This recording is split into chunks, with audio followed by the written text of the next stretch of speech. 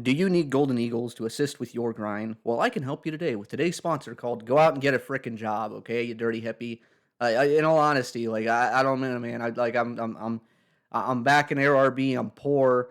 I ran out of money because apparently I did the drinky do and blew all my money, my fake Silver Lions currency, flying the F-15 probably into the side of a mountain or something. I don't know. Adopt your Sims is too stupid expensive, and you get a bad game and you just blow all the money. So we gotta bring her back, and we're gonna come back into ARB, and we're gonna earn some little kishy cash because don't want to play the game mode, but I got some sentimental memories.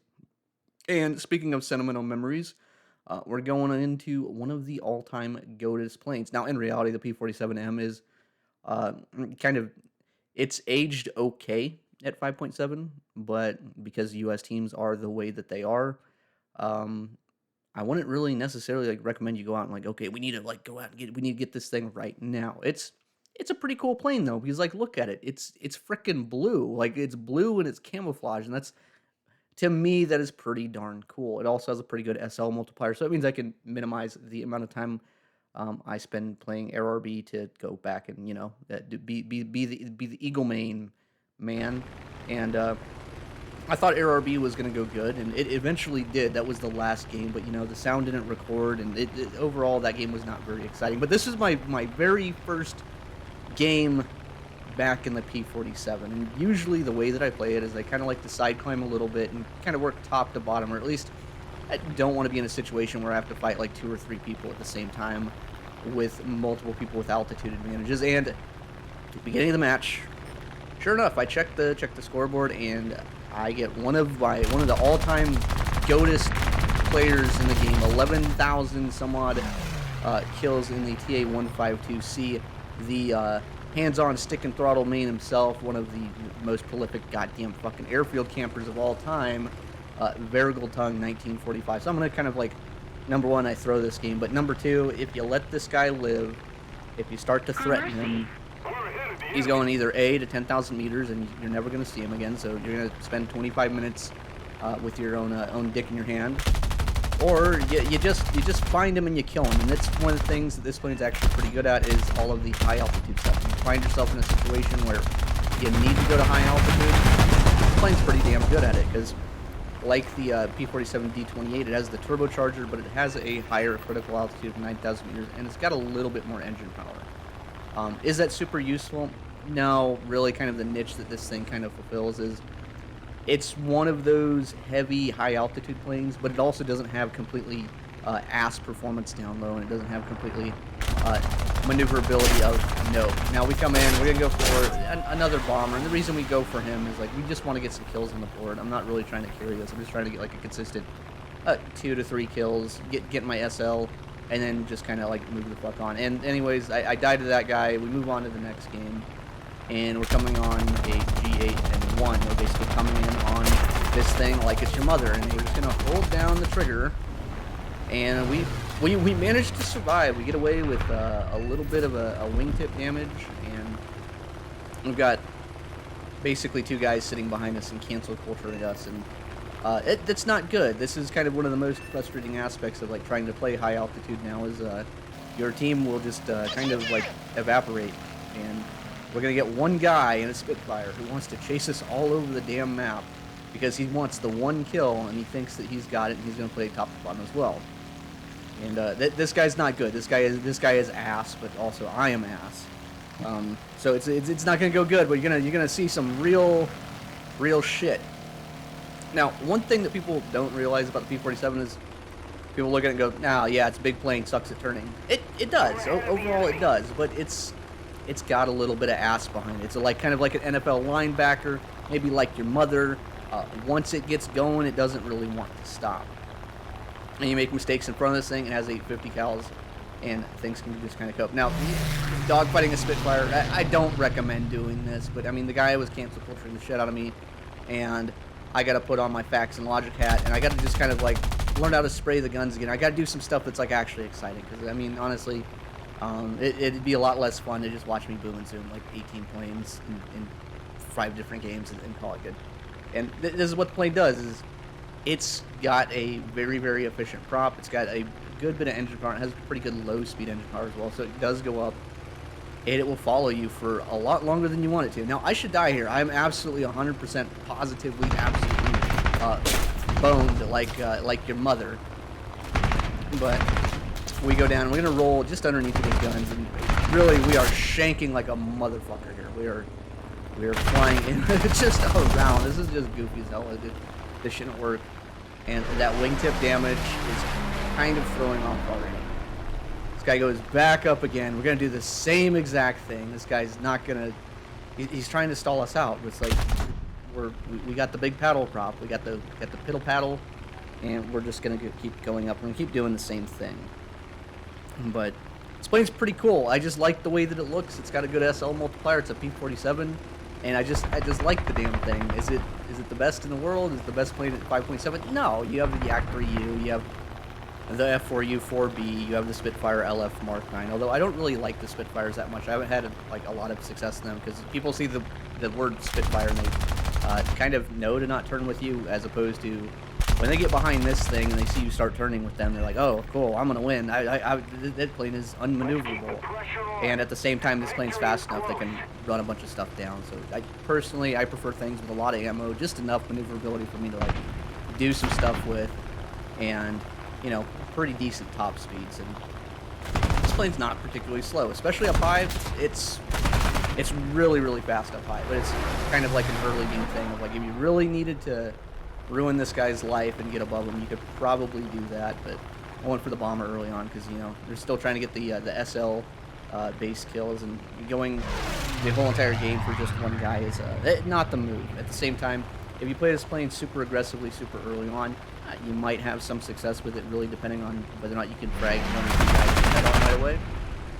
My aim's not good, so I'm going to play top to bottom, or at least be kind of like the top, at least third of the game. Like, I can have a couple guys above me, as long as they're slower. I can probably run away, probably bait them off to the side, probably reverse them, and if I don't, whatever, it's over, we go to the next game. And we see some real stellar aim here. This is basically my second game back in the thing, so, you know, maybe it'll get better, maybe it'll get worse, but that real damage on that wingtip is really kind of throwing off the mouse and stuff. The other thing this plane has is it's got the air brakes. They're not super duper beneficial. Like, they don't slow the plane down a lot, but they slow it down just enough, and they really do help you basically never hit that never exceed speed and rip the plane. So you can go really fast and have like a lot of confidence in it. Anyways, we get that guy. I'm gonna just kind of like fly around again. We end up going to the next match. That match ends.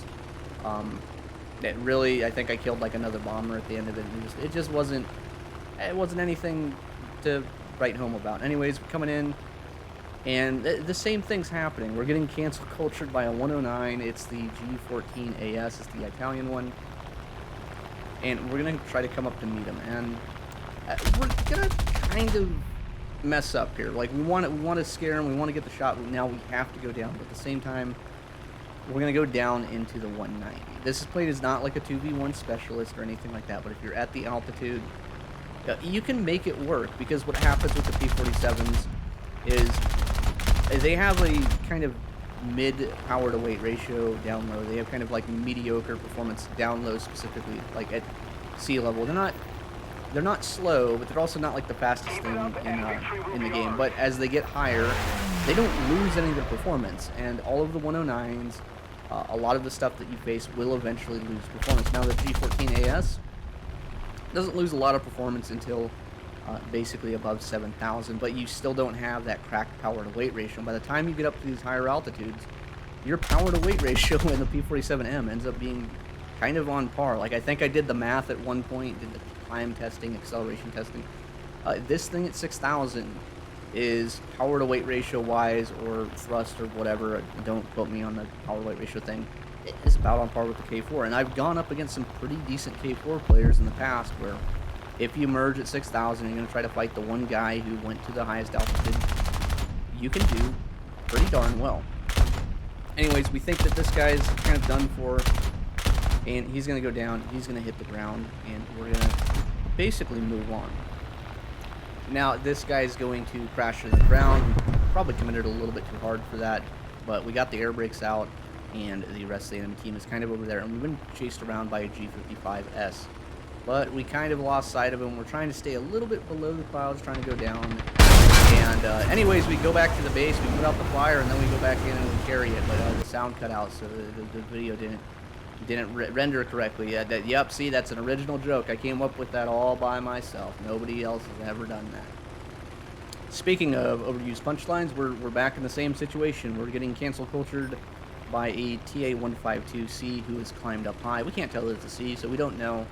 But we need to keep the distance from the Tempest and the 152C at the same time. But because he's above, he's going to close the distance. So as soon as we recognize that, we're going to defecate all over him, and we're going to drain his balls.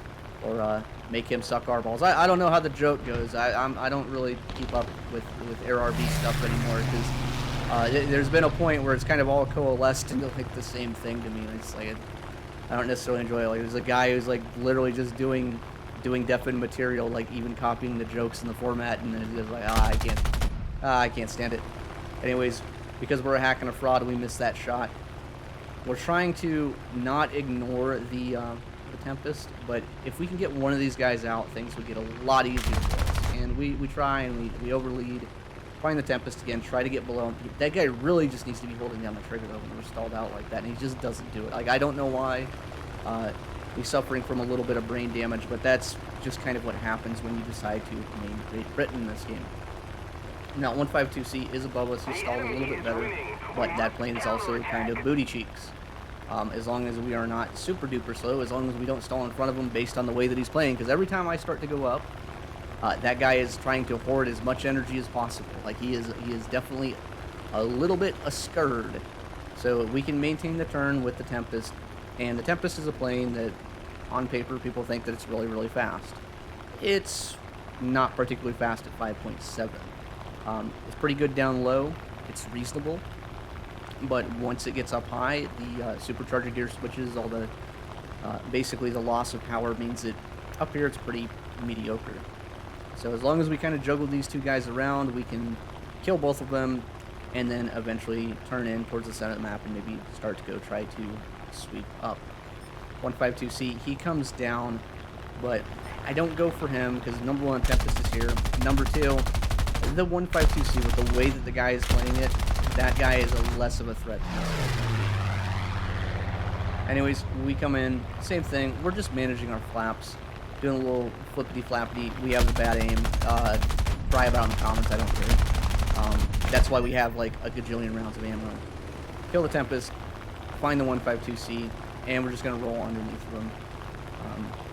Basically just staying inside of where he can point his nose, then we're going to reverse and, you know, do the whole Air RB thing of, you know, we turn and the guy flies in front. Now, this guy did try to play it well. He tried to conserve his energy, but there's also a point, especially in Air RB, where, like, sometimes you got to shit or to get off the pot. This guy was not having that. Now, he goes up. We go up, and we are running out of energy. We have none of the energy, but it doesn't really matter. He's a 152C. He doesn't use his landing flaps. We cut our throttle. We deploy the air brakes a little bit. We just get just inside of him. And guess what? We're going to stall climb again because we got the paddle prop, and he does not have the big ol' paddle prop. That's one thing this plane does pretty good at these altitudes. It does it pretty good at all the altitudes. But prop hanging means that guys will try to energy fight you, and they don't realize that you've got a lot more engine power than the regular B30 does. Anyways, is this worth the pickup? Maybe not, but it is a better P-47, and it flies like a better P-47. And for me, someone who's played this plane a long time, has a lot of games in it, really likes the history behind it, likes the camo, all that stuff, it makes it good enough for me. The P-47 D28 might arguably be better for the 5.0 bracket, but at the same time, I didn't really experience a lot of upgrades with this. I think really the hardest thing that you can fight with this is the BI, which, yeah, good luck. Everything else is sometimes better, like Yak 3U is going to be hard, LF9 can be hard. At the same time, because you're big, because you're heavy, because you got a bunch of guns, you do have the ability to surprise people, and you also have the ability to kind of get into a position, especially later in the game, kind of mid to late game, and start sweeping. Like if you get that high position against everyone, your team hasn't evaporated, or you get the 2/3 high position, you can kind of like force guys around while also ignoring the guys trying to cancel culture, a lot of times you can do some pretty respectable work in this thing. Anyways, that's the video. If you like it, subscribe. If you don't, I don't know, make a pipe bomb and send it to your local politicians.